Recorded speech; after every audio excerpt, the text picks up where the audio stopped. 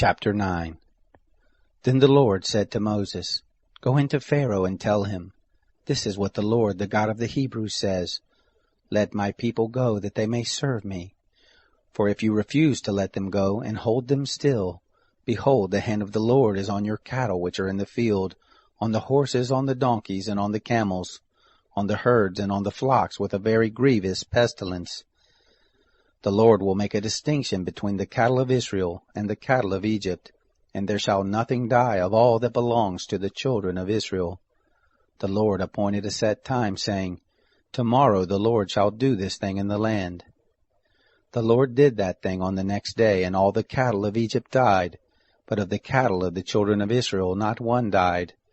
Pharaoh sent, and behold, there was not so much as one of the cattle of the Israelites dead. But the heart of Pharaoh was stubborn, and he didn't let the people go. The Lord said to Moses and to Aaron, Take to you handfuls of ashes of the furnace, and let Moses sprinkle it toward the sky in the sight of Pharaoh. It shall become small dust over all the land of Egypt, and shall be a boil breaking forth with boils on man and on animal throughout all the land of Egypt. They took ashes of the furnace, and stood before Pharaoh. And Moses sprinkled it up toward the sky, and it became a boil breaking forth with boils on man and on animal.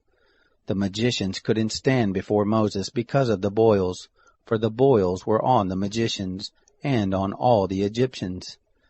The Lord hardened the heart of Pharaoh, and he didn't listen to them, as the Lord had spoken to Moses.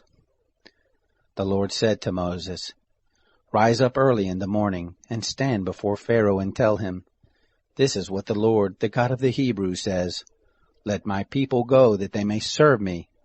For this time I will send all my plagues against your heart, against your officials, and against your people, that you may know that there is none like me in all the earth.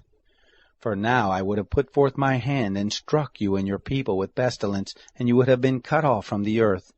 But indeed for this cause I have made you stand, to show you my power, and that my name may be declared throughout all the earth, as you still exalt yourself against my people, that you won't let them go. Behold, tomorrow about this time I will cause it to rain a very grievous hail, such as has not been in Egypt since the day it was founded, even until now. Now therefore command that all of your cattle, and all that you have in the field, be brought into shelter. Every man and animal that is found in the field and isn't brought home, the hail shall come down on them, and they shall die. Those who feared the word of the Lord among the servants of Pharaoh made their servants and their cattle flee into the houses. Whoever didn't regard the word of the Lord left his servants and his cattle in the field. The Lord said to Moses, Stretch forth your hand toward the sky, that there may be hail in all the land of Egypt, on man and on animal, and on every herb of the field throughout the land of Egypt. Moses stretched forth his rod toward the heavens, and the Lord sent thunder, hail, and lightning, flashing down to the earth.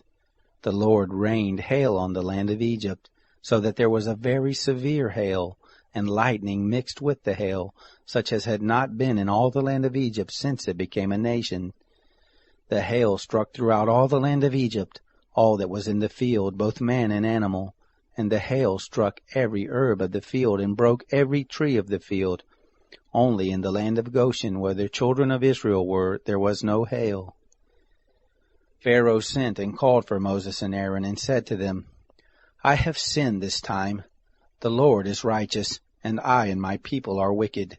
Pray to the Lord, for there has been enough of mighty thunderings and hail.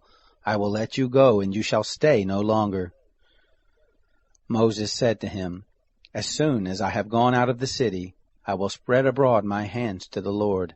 The thunder shall cease, neither shall there be any more hail, that you may know that the earth is the Lord's.